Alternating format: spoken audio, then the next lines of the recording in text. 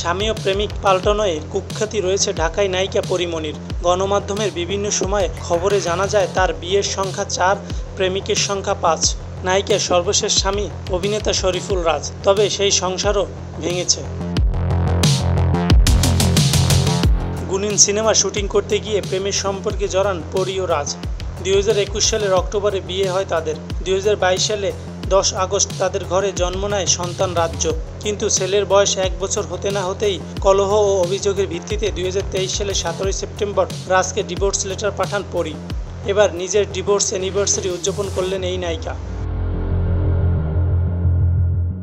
সিনেমায় খুব বেশি জুত করতে পারেনি পরী। কাজের চেয়ে ব্যক্তি জীবন সামনে এনে নেটিজেনদের নজর লুফে নিয়েছেন বেশ আগেভাগেই।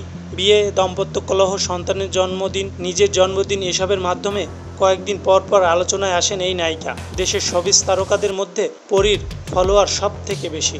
এই অর্জনটাকে ভালোভাবেই কাজে লাগান পরী।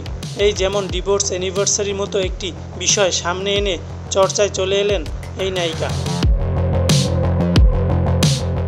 ডিভোর্স অ্যানিভার্সারি উপলক্ষে ফেসবুকে একটি পোস্ট দিয়েছেন পরী। তাতে নায়িকা লিখেছেন, আজ এখন যখন আমি আমার দিকে দেখি, আমি দেখতে পাই একজন পরিপূর্ণ সুখী মানুষকে। এই জীবনে কষ্ট থাকুক, সেটা কেবল বড় হওয়ার কষ্ট। আমি সেই কষ্ট আনন্দ নিয়েই করতে চাই, কিন্তু অন্যের ছেড়ে যাওয়া কষ্ট পেতে দেব না আর নিজেকে। এই তো কেমন হাসতে খেলতে ওদের নিয়ে জীবন উদযাপন করছি। পরী আরও লিখেন, আজ থেকে 1 বছর আগে আমার জীবনের সেই ভুল মানুষকে ছেড়ে দিয়েছিলাম।